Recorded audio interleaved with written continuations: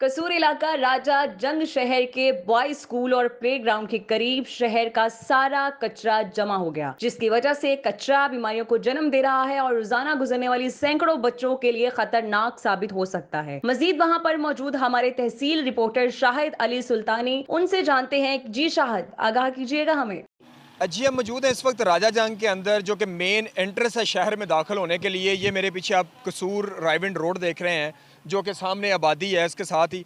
और ये मेरे पीछे आप कचरे का एक समंदर आपको नज़र आ रहा होगा। ये तकरीबन 1 किलोमीटर तक फैला हुआ, उधर से लेके वहाँ तक सारा कचरा ही कचरा है। जितना शहर का सारा कचरा होता है वो यहाँ पे फेंक दिया जाता है।